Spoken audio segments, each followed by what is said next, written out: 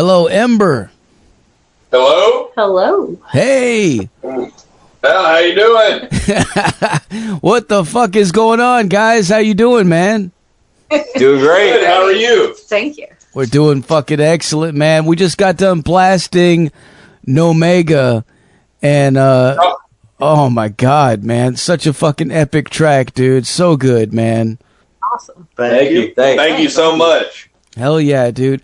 You know, the minute that fucking song kicks off, at the very beginning, that little clean fucking guitar part at the very beginning totally reminded me of Typo Negative.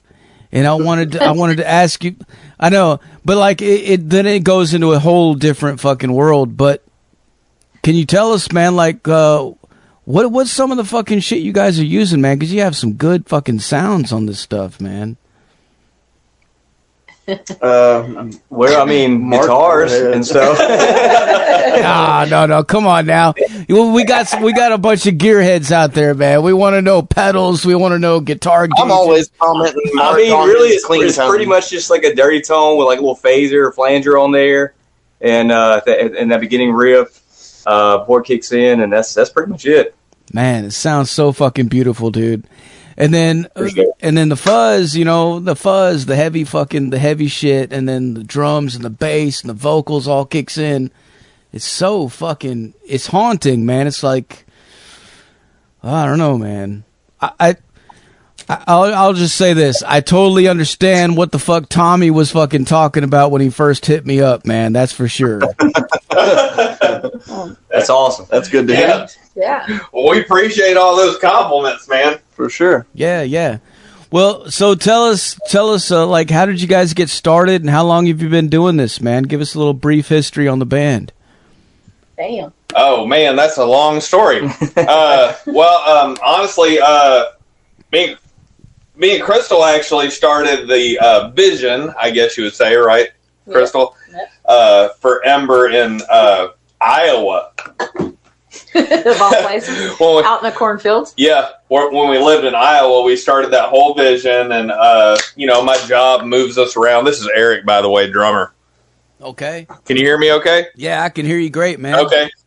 So we started the vision in Iowa, and me and Crystal started working together on some tunes and things like that. And then my job moved us back down to Alabama, and we actually started the band in Alabama when me and Crystal lived in Muscle Shoals, and we started writing with actually Justin here is the original bass player. 2015, 2016, something like that. 2015, something like that. Justin jammed with us and while we lived in Muscle Shoals, and we started writing some stuff, and things just happened, and we moved down to Birmingham, had some members down here, wrote some stuff, released a few EPs, and I actually, during those EPs, me and Crystal wrote a EP by ourselves, and it was called 326 Spiritual Dialysis. We wrote that EP, and we actually sent that EP to New Heavy Sounds. You're familiar with that label, I'm assuming? Yeah. Okay, so we actually sent that EP to New Heavy Sounds because I was a big fan of a band called Black Moth. Yeah. We sent it to New Heavy Sounds, and we were just kind of like, fuck it, we'll see what happens, right? Mm-hmm. And New Heavy Sounds said they were interested. And I remember walking out of my job one day, and I was calling Mark, and I was like, "Hey man, I got an opportunity for New Heavy Sounds wants us to record a full length. Are you interested?" And Mark said, "Well, fuck yeah." And we were living in Birmingham, and Mark actually lives in Carrollton, Georgia. You remember that, right, Mark? Yeah. That phone call. And I said, we got an opportunity, man. And me and Mark used to jam, probably like 15, 20 years ago in some bands in Atlanta. And me and Mark actually drove here to Alabama. We got together and started writing some shit. And I'm sorry, I lost track. I lost my train of thought, dude. I'm sorry.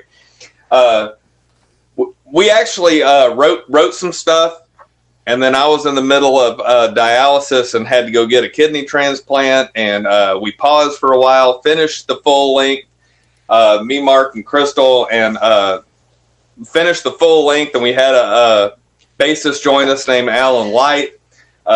Finished that. Sent it off to New Heavy Sounds. New Heavy Sounds released it, and that was our first full length. And then anybody else can jump in here too. Well, one side note is we were the first American band New Heavy Sounds ever signed. That's true. Yeah, that's right. That was pretty cool. That's fucking cool, man. Yeah. So then we released 1823, and tell them about the backstory to 1823.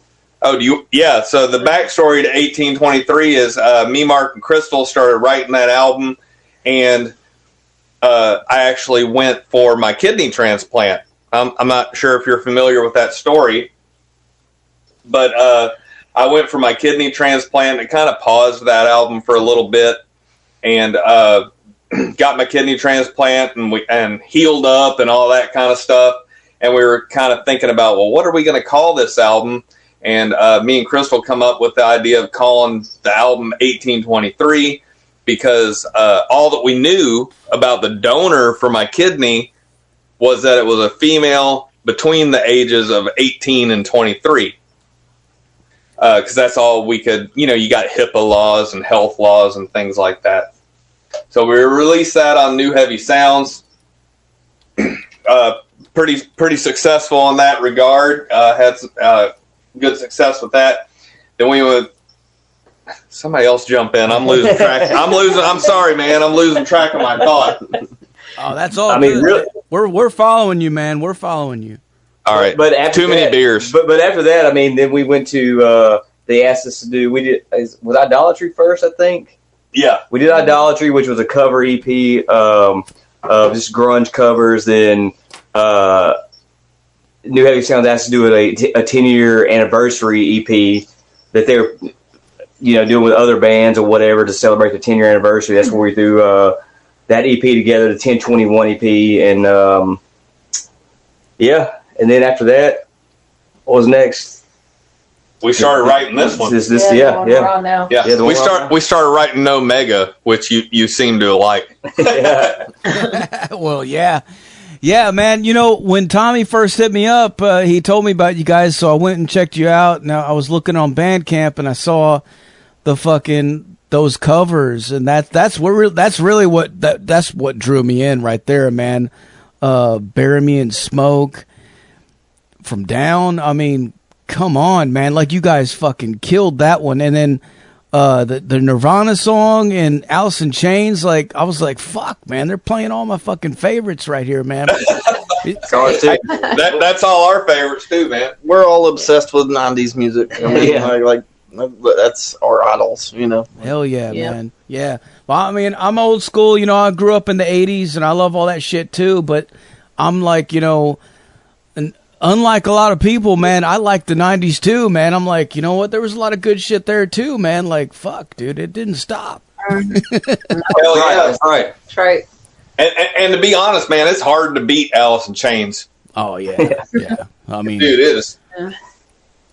Jerry Cantrell and then Lane Staley's fucking, the way that he sang, dude. But the way that you guys did it was really cool, and you did it in your own kind of way too. Like you didn't just play the song like the way that it is. Like you did kind of pull it into your own. You made it your own. Like, and that's really a hard thing to do and pull it off and actually make it good, but you did. So that's thanks. Yeah, that's something to be proud of right there, man. Thank you so much. Yeah, thank you. Yeah, when it came to the vocals, I tried to do my best to do it their way first and then kind of add my own twist into what they did. So, well, you guys did a great job. And something else I wanted to ask you too about is there's a couple in this band, correct? Yeah. Yes. So Yes. So what is that like? Like how does that affect the dynamic of the band and everything? Is it weird, or does it make it extra cool? Well, it's kind of funny you ask, because me and Eric probably would have started a project together a lot. So me, the singer, being with the drummer, Eric, but we probably would have started a long time ago had Eric not had that fear in the back of his mind that, you know, might have some, I don't know, conflict between the two of us doing that kind of stuff. But I'm pretty chill. I'm not your typical woman. Nothing against women. I love women are awesome, but I am more dude-like. The guys, you know, we're your typical band. We get nasty and raunchy, and I can hang with them and get just as raunchy and nasty. But we all get along too. We all get along and have fun. Real well. Yeah, There's no drama. There's no bullshit. We all get along. It's all fun. I'm not real super lovey-dovey. I'm not all about I have to have attention all the time. Not that all women are like that, but I've always just been real laid back. So I'm kind of like one of the guys. So I think that's one reason it works, because I don't bring me and Eric's relationship into this. So, I mean, not that there's any drama anyway, but I will say this. I'll say one of the advantages to it is because, like, for instance, me and Crystal, like anybody out there that's a couple, right? You're chilling in bed, you know, you're about to go to bed, whatever. We can sit there and we can talk about the band, we can talk about ideas, and we get along real well, and we kind of got the same vision. Like, let's make something that's similar to the Beauty and the Beast, you know. Mm-hmm. So we get along real good. I mean, we're best friends. yeah. Y'all been together, what? Yeah, we've 20 years? 3 years. Over 20 years. We've been together over 20 years, but it feels like 5. Yeah. Okay. I'm gonna try and get some points on this podcast. Yeah. Well, the main reason I bring that up is because I obviously I have huge respect for anybody out there who's doing that as well, because like we do the same thing, you know. Me and my wife Raven, we both run the fucking radio, the PR, and the festival and everything together. So I totally understand, man. You know, like it. In my opinion, I think it just makes it cooler when you can do that with your partner, your best friend, whatever, you know.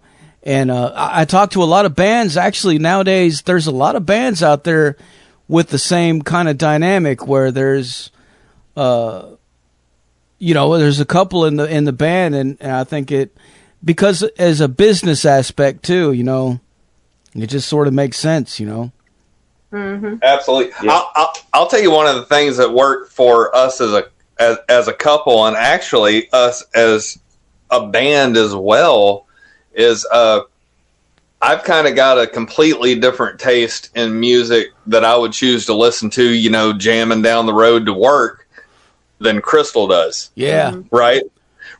So, and then Mark listens to different music than I do, and Justin listens to different music than I do, you know, jamming on the way to work or whatever you want to say there. It all kind of comes into the melting pot. Yeah, exactly. Exactly. Thing. Yeah. Like we all have our own influences in a way, you know. Definitely. Hell yeah. Well, speaking of influences, tell us some of the bands that you guys got influenced on. Like, what are some of the bands that you grew up to listening to and that got you into music, and then like what's influencing you now in modern times?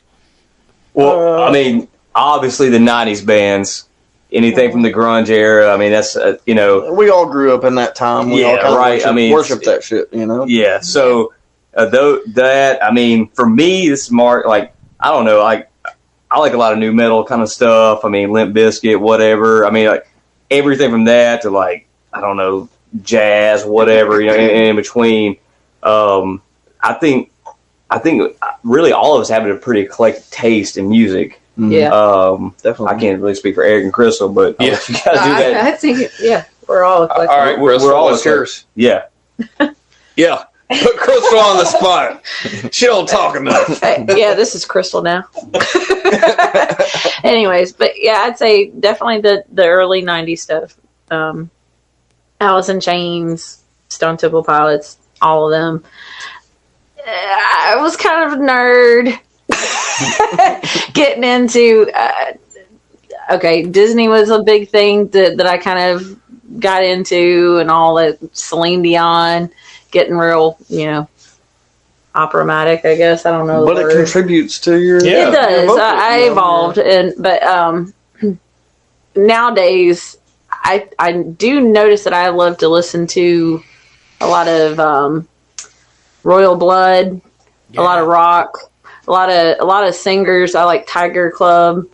A lot of singers that very dynamic. They go up and down in their vocals. Little growling. I do like screaming now. That's kind of fairly new for me, but I'm into it. But yeah, there's a lot of stuff I'm into lately. So, I'll say that as far as influences and things like that, I grew up kind of in the Roadrunner era, I would call it. So, growing up, I was into Typo Negative. Oh, hell yeah, man. Life of Agony. Oh, hell yeah. I was into Acid Bath. Golly, I'm trying to think. There's an old band called Elvis Hitler. I forgot about Let's see, Guar, Ex-Cops, all these different bands. Obviously, a lot of different influences. And of course, you got your like Sleeps. And most recently, Justin here, bass player, got me into Goat Snake. Oh, yeah. I didn't know Goat Snake for a while. Those guys are badass. I know, right? Yeah. But I would say my influence is, I forgot the main one. All right, you ready?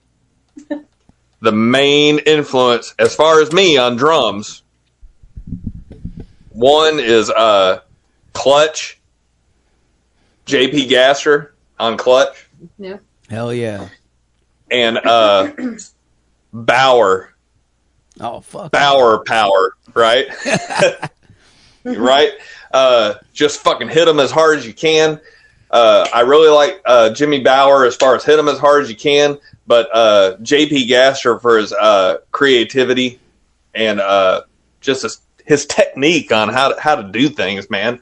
But grew up a lot with the Roadrunner type bands. They influenced me a lot. Golly, I'm losing my track of thought. But anyway, there's a lot of influences there. Even things that aren't necessarily metal. Like obviously, like you got your Depeche Mode. And things like that. Yeah. Deftones. Yeah, Deftones. Godly. Like, to me, when I think of No Mega, I think of Deftones. Yeah. That's probably one band that we all four agree on is Deftones. And as far as my musical influences, definitely Neurosis. Miles Davis. Absolutely. I'm a huge jazz, ambient, I don't know. I'm into some weirder shit, I guess. Mogwai. I fucking love Mogwai. Godspeed You Black Emperor. A lot of like post rock stuff, I guess. A lot of like kind of shoegazy stuff. Typo Negative. The Cure. I'm a huge 80s new wave fan. Tears for Fears are completely fucking underrated. I don't know. My musical taste kind of is extremely broad. From the heaviest of the heavy to like the lightest sleepy go to bed music you can think of. That's cool. So I guess you can see that we're quite eclectic. Yeah. You know, that's cool. Like I'm over here brainstorming because you're telling me all these different bands, and I'm like thinking, you guys should do another covers album, man, at some point, and fucking Yeah, throw we're a bunch thinking of that about shit that, in there, man. Like, some Depeche Mode. I mean, that would be cool. Fucking May or may not be in the works. Yeah. You've been eavesdropping on our Yeah, have you been eavesdropping? Depeche Mode. Yeah. Wait till May. You might hear something. Yeah. Yeah. hell yeah. And you mentioned Typo Negative and Life of Agony, man. I don't know. I'm good friends with Sal, the original drummer from Typo Negative.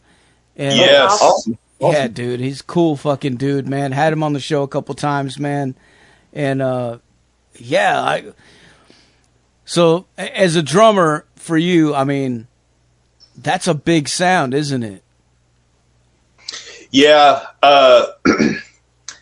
Sal was an awesome drummer, man, or still is an awesome drummer. I absolutely love everything that he does.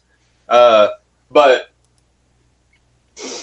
my favorite thing that he's done, and it might just be kind of like looking back because you grew up with it or whatever, but do you remember River Runs Red? No. Oh, River Runs Red by Life of Agony, the album? That's awesome. No, I haven't heard that one yet. Oh, you gotta listen. I need to go listen check that out, man. Yeah, Listen to that album is so fucking killer, dude. And I think it was their first full length, I believe. And Sal played on that, and some of his drumming on that album is fucking phenomenal. I still try and use and incorporate some of the techniques that he did on that into my drumming. I ain't got it quite right, but maybe I never will. But I mean, everybody's trying to rip off somebody. Yeah. You know what I mean? that's one of my favorite albums of all time, from all aspects, really, not just drumming, from guitar to vocals to everything. That album is just perfect front to back. Caputo's amazing. Yeah, he's really great on the vocals too, man. Like playing guitar and shit too with a Pale Horse Named Death. Oh yeah. That shit's fucking crazy too, man. I'm like, fuck. Absolutely. Yeah. Guy's fucking. He's got some new stuff coming out soon, so definitely be on the Hell lookout yeah. for that, man. Hell yeah. Yes. Hell yeah. Sure. So tell us, as far as this record, the self-titled album that you guys just released, which is available now on Black Doomba Records, for all you motherfuckers out there listening, man, go to Bandcamp and check it out. But as far as that record, man, what can you tell us about some of the themes and stuff that you guys are talking about in these songs and shit? Like, what is it about? Oh boy. Well, I mean, I know there's a lot of eyeballs on the record. Yeah. It's the all-seeing eye. That's based on the all-seeing eye for damn sure. Yeah. We are definitely anti-government. how could you not be these days? Yeah, right. I mean, really. Right there with you, man. We are definitely less government. Anarchist. I have always, me myself personally, I've always been like very anti, like, I don't want to be in a band that's political, but at the same time, these days, the times we're living in, like, somebody's got to have a voice for some of this shit. Like, I don't know, man, we're living in fucked up times, and people are not being treated right, and there's a lot of unnecessary wars and money being spent, and I don't know. I think if you don't see that, then you probably are choosing not to. That's a good point, Justin. Yeah. That's a good point. I'll tell you from an art aspect on the album, the cover of the album. I'm sure that some people have seen that. It's actually called the Amagi. Or Amagi. I'm not sure how to pronounce it. It's ancient Sumerian Yeah. cuneiform. Yeah, it's ancient Sumerian script for the word freedom and liberty, right?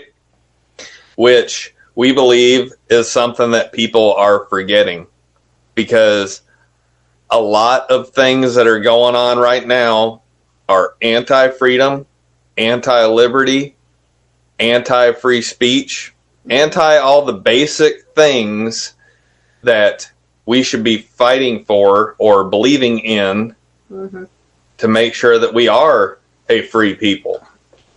And there's a lot of messages on the album that revolve around that, revolve around the Constitution, revolve around the belief in the free market, that revolve basically just around being free. It's not all about America or any kind of Democratic or Republican or liberal party. It's about being a human being.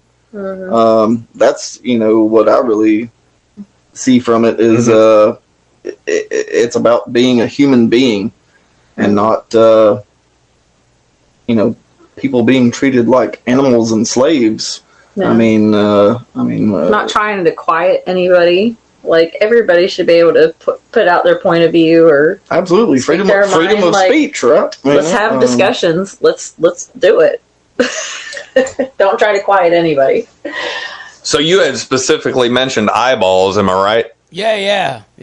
Okay, Fucking so all-seeing eyes, man. Yeah. So the reason we started incorporating the eyeballs on everything, right, is because the dollar bill has the pyramid that has the all-seeing eye on it, and supposedly that pyramid with the all-seeing eye was developed by Benjamin Franklin, and the all-seeing eye was the eye of government. And the reason that the pyramid was separated is because the New World Order, or the one world government, wasn't yet complete. And once the New World Order or the one world government is complete, the capstone on the dollar bill, supposedly on a new design or whatever, I don't know what the fuck they were planning. Who knows what these motherfuckers are planning, right?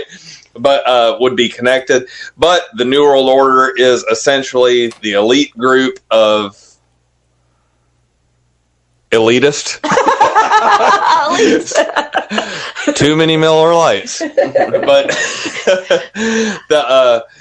all these elites that are trying to push down the way that they think, the way that they want the world, and all this other kind of bullshit down on the people. Losing my train of thought again, but fuck them. No, for sure, man. I'm following you, dude. Yeah, it seems like everybody wants everybody to fucking think and do exactly what they fucking think and do. There's no compromise anymore. Like, nobody's open to discussion. Nobody's open to fucking like different fucking thoughts, and just what the fuck? What the fuck happened to having a good conversation with just different people with different thoughts, and like have a fucking full spectrum domination of the planet is what people want, It's fucked up, man. It's fucked up, And as far as all that shit, man, like, it definitely affects the fucking musical world and the artistic world as well, because I can't tell you how many bands have not been able to come over here to play recently in the last few years because all this new bullshit, all these fucking the visas and things, that they're doing and all this. It's like, what the fuck, man? Come on. Right. Well, I'll tell you one thing, Zach, one reason we decided to come out with this album is because we were sick of all that bullshit.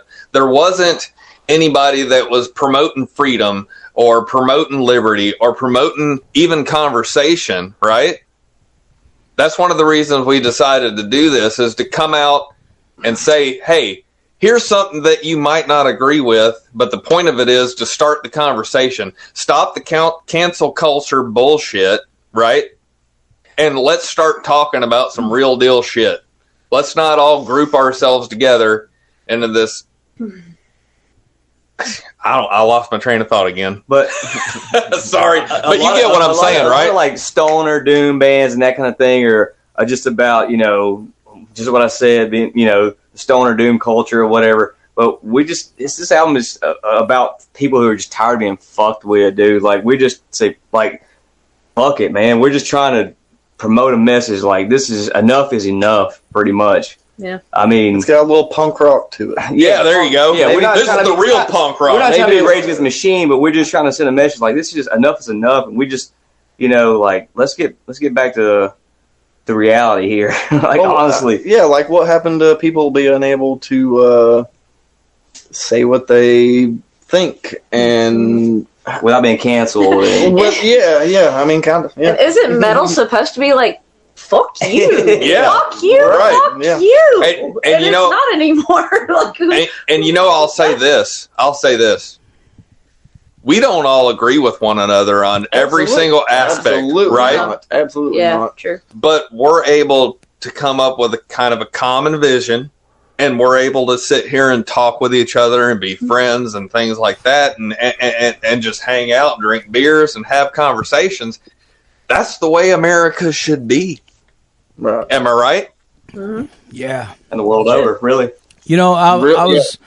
I was watching a interview on YouTube the other day with Ice Cube, and he was talking about the fact that he's actually getting canceled by his fucking people because he was trying to have a sit down and talk with Trump about some shit or whatever. And people are like fucking attacking him for that. And he's like, what the fuck? Like, you can't sit down and have a conversation with somebody that's at the other end of what you're like. Why can't you just sit down and have a talk with people? Like, that's what we're supposed to do. It shouldn't matter what political party you're associated with. If you're not willing to sit down and listen to what another person has to say, then you're probably part of the problem. Exactly. You're being closed-minded. It is crazy, though, that people are trying to cancel people left and right just because of something. Like, what the fuck, man? I don't know, exactly. Man. Exactly. It's a form of collectivism. It's a form of hive mind, right? TikTok brain. Absolutely. TikTok brain. Yeah, there's been studies of, you get a group of 10 people and you tell one person, what's 2 plus 2? They say, 4. The next person says 4. The next person, you say, no, the correct answer is 5. Well, the people going down the line will agree with that because they've been pressured into believing that. Like it's a total hive mind thing. It is. I've heard that too.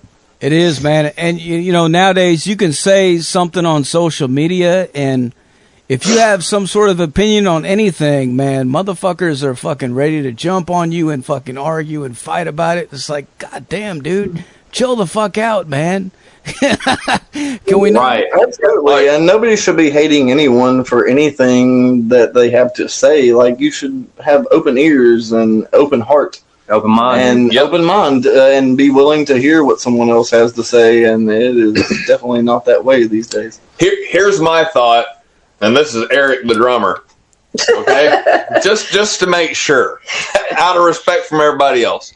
I don't give a fuck what the hell you do, but the minute that you affect my freedom and my opinion and or whatever, fuck you.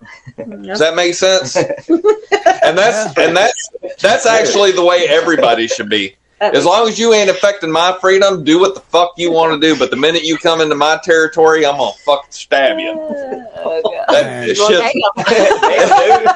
I'm sorry. Hey, no, I'm the same way. I'm the same way, dude. Like do you and I'll do me, man. Like, why can't we just exist and be that way? Like, I don't give a fuck what you do over there, man. Fucking. Yeah, exactly. I'm going to tell you this, okay?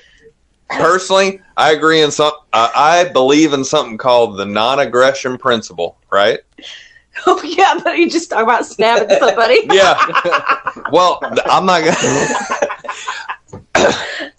You lost your train of thought. Yeah. Non-aggression principle. All right, move on. Miller Lite. No, I'm sorry, but for real, all joking aside, non-aggression principle is basically that you should not really be against anything unless it's aggressed upon, right? Like the minute somebody aggresses upon me, then I have a problem, and that would be physically, right? Anytime I aggress upon somebody else physically, then there's actually a problem, right? All this stuff about the language that I use, the way that I say things, so on and so forth, none of that fucking matters. Only thing that matters is the physical. Don't affect me, I won't affect you. End of story. I'm all about the physical, yeah. It's easy. Some of the reviewers that have reviewed you guys' record too have kind of taken note of that stuff, the political stuff, the stuff that you're putting in there, and actually praising you for that, which I thought was really cool. That some kind of surprising. Actually, that's a little surprised. Really, yeah. I need to read this review. Yeah. We really assume we're gonna probably get a lot of hate for this album. To be honest with you. Yes. Just trying to speak our mind in the climate that we're in right now. That. And we never intended to be a quote unquote political band, or to have to be a band that had a political statement. And I don't necessarily think that we still are, but I don't. Kind of the nature at this point. Yeah, we're like, fuck it. This life, we are day, and age, and time in the world, how can you not have a voice about the shit that's going on? How are people still okay with this? Yeah. Yeah. I'm just kind of like, if everybody's going to be shamed for just speaking their mind, then okay, fuck it. Then I'm just, fuck you. I'm just going to say what I want to say. Right. I'm not afraid anymore. A little bit of punk rock. No, not that I was ever afraid in the first place, but kind of like, I guess it got the peer pressure of like, okay, well, I don't really talk about that. I don't really want to talk about that anyways. But now, well, that's the thing. Cancel culture. Okay, fuck you. Yeah. Yeah, you feel like you have to be quieted with things you have to say. And that pisses me off. Self-censored. Yeah. I mean, I saw the other day they were trying to cancel Dolly Parton now over some shit because. Oh man! For what? I haven't seen that, but no. She still ain't showed them. What the hell they canceling her for? I mean, come on, man! Like Dolly, fucking, how much shit does she do for all these kids and everybody?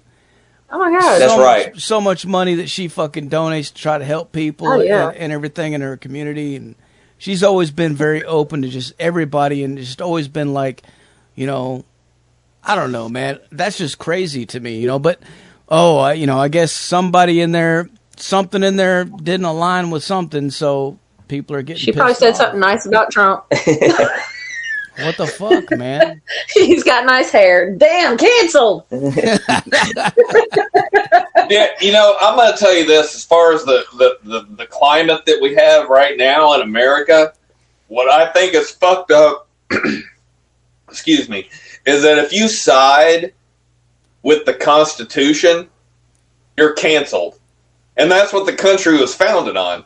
If you side with freedom of speech, right to bear arms, whatever the fuck it is, right? If you side with the Constitution, you're wrong. And I think that has been done on purpose. Yeah. Oh, yeah, without a doubt. And that's one of the most important things of our country. That's what makes our country. That's what separates our country from every other one, right? And that's what's fucked up. And if everybody would pay attention and be educated about the Constitution and about freedom and about liberty and things like that, it satisfies all the fucking problems that we have nowadays because people are not educated on freedom and liberty and the Constitution and things like that. I think it's safe to say we're all constitutionalists. Yeah. For sure. Absolutely. Yeah. Yeah. I'd say, definitely. Well, yeah, I mean, hell, we're all paying our fucking taxes, man. Like, goddamn, what the fuck else you want, motherfuckers? Fuck. Yeah. Oh, don't get me started on taxes. We're going to be here another 2 hours. Yeah. Now the voluntary stuff's going to start coming out now. Oh, shit. I mean, hell, man, hell. Well, I got a question for you guys from the chat room, man. It's totally different. It has nothing to do with any of this, but Secret Weapon wants me to ask you guys, who in the band has the ugliest tattoo? Does anybody in the band have an ugly tattoo? I have 0 tattoos. I have 0 tattoos too. That'd be up to me and Justin. So I don't know who has the ugliest. I don't know what yours is. I got my ex fucking baby mama's name tattooed on me, so that's pretty ugly. But I know which one I hate on Eric. So I also have a 3-eyed goat that looks pretty rough. no, that looks cool. That's been touched up. Okay. I know So- Eric's worst. How about what was the guy's name that asked the question? Secret Weapon. Secret Weapon. Try and imagine in your head what would be worse. Your ex baby mama? My ex baby mama. Your ex baby mama's name, name, or a fairy with her ass in the air. Hello, slut fairy. I hate her. I hate her guts. So we can let him vote. A name or a fairy with the ass in the air. Yes, she's totally. I want him to get a little Waldo head sticking out of her ass, poking out like, here I am. I haven't seen this tattoo, and I'm not sure if I want to know the. So I don't know, Zach. Which one do you think would be worse? A name or a fairy with the ass in the air? I don't know, man. Waldo sticking out of it. I do have a holy cow. Yeah, I don't know, man. You know, when I think about fucking tattoos, though, I got a bunch of them, man. But I do have a couple on my legs, man. I got one of Dimebag fucking tribute that I got done. Oh, that's cool. Nice. And it's not ugly at all. It's beautiful. It's a great fucking tattoo. But my second wife that I was with at the time fucking cheated on me with the dude that did the tattoo. So, so it's like, it's like, man. But at the same time, I'm like, well, that bitch is fucking gone, and I still got the tattoo, and it's cool. But Feel your pain. every now and then when I look at it, I'm like, yeah, that motherfucker, man. Oh, I'm so sorry. That sucks. Sorry Feel about your that. pain, sir. Yeah. For sure. It's all That's good, not though, good. man. Hey, shit happens, dude. Hey, Fucking- my current baby mama has to look at this tattoo when I'm laid up on her. So, like, Damn, bro. Damn. Oh, man. Yeah. Hell yeah, man. So, well, tell us, like, what kind of stuff do you guys have planned for the future, man? What kind of stuff do you guys have coming out next, man? What are you working on? Well, I think you know because you were eavesdropping, obviously, because you mentioned Depeche Mode. yeah. I did not know that. That was We're talking just- about the next Idolatry album. Thank you. I can't EP. say that word. We named something I can't even say. So, She's but fast. yeah. We're definitely, we've got some shows booked, a few local in, like, Birmingham. We've got a few things out of state booked, a couple in Georgia, Florida. one in And New Florida, New Orleans, working on Mississippi. We've got plans this year to be traveling a little bit, do some weekend runs, and Coming try to a city get near out of you. the state a little bit, you know. Any plans on coming to Tennessee, man? Fucking. Hey, yeah. man, I Tennessee, think I've emailed you a few times. Look us up. Tennessee is awful close to my heart, so we will Yeah. definitely Hey. be playing there if we can help it. Yeah, man. We're practically fucking neighbors, right? Like you guys. Yeah, hell absolutely. yeah. Tennessee is actually really close to me and Crystal's hearts because I actually got my transplant at Vanderbilt. Mm-hmm. Nice. Yeah. My baby Good mama people there. is We from love them. Tennessee. Oh yeah, that's right. So- She got- Yeah. How many fucking baby mamas you got? Baby mama over there. Don't ask, sir. Don't ask. Hey, Hey. as far as projects coming up, though, you had mentioned idolatry and covers, and that you really enjoyed how we did the covers and made it our own and things like that. And specifically, you mentioned "Bury Me in Smoke," which we did with Dayglow Morning. Love you guys. We have, yeah, Good guys. What, we have a project in the works with a band named Thrum from Atlanta. Love you guys. Yeah. And that's something coming up, and I think I said earlier, pay attention to around the April, May time frame. You might see something come out. Maybe. We'll see. We'll keep it under our hats for now. Yeah. But I think that you'll like it, Zach. Hell yeah, dude. Hell yeah. Well, I'm sure Tommy will fucking keep me up to date with whatever you guys are doing, because he's always in my inbox, man. Oh yeah, He's We love you, Tommy. busy fella. Busy. He's in ours too. Yeah, he is. Yeah, he is. He's got some cool shit, man. He was up here. Oh, he's been at our fest both years, man, and I always love hanging out with him. And fucking every time, man, we end up talking about fucking like recording and gear shit and stuff like that. It's like, I don't know, man. He's a cool fucking dude, man. I like him, man. He's an absolute sweetheart. Yes. Yeah, He's for real. awesome, man. He's awesome. Hell yeah, hell yeah. For sure. Love him to death. All right, well, I guess I'm about out of questions for you guys, man. Is there anything else you want to let the people know? We love you and thank you for checking us out. Keep your eyes and ears Yeah. open, and we'll Peeled. see you soon. Yeah. Go check us out on Bandcamp. Buy our stuff. Come to some shows. Yeah. We'll probably Seriously, be playing close to you here You can soon. find us on TikTok now. We're doing more TikTok, TikTok Instagram, content. Facebook. Fucking Everywhere. TikTok. Yeah. Yeah. Branching out, man. Chinese spots. We're about to come out with a bunch of twerk videos. Y'all are gonna love the fuck Eric's out of twerking, not me. them. No. Seriously though, that we're always brainstorming. We're always trying to come up with new ideas, new things to come out with. Trying to be creative. So just keep your eye on us, because we're always trying to do something new. We love everybody. We appreciate the support. We appreciate your support, Black Doomba and Tommy and everybody, and just we're very appreciative of all the attention that we've been getting lately, and the reviews and so on and so forth. And just we love you guys. Yes, we do. Yep. We'll definitely be playing Thank you. close to you soon. Yep. Yes. Hell yeah. Hell yeah. Well, we love you back, man. And before I let you go, can I get you guys to make us a station tag real quick? Oh yeah. Yeah. Oh, yeah. All right. Whenever you're ready, say something like, "This is Ember, and you're listening to Metal Devastation Radio." This is Inver, and you're listening to Metal Devastation Radio.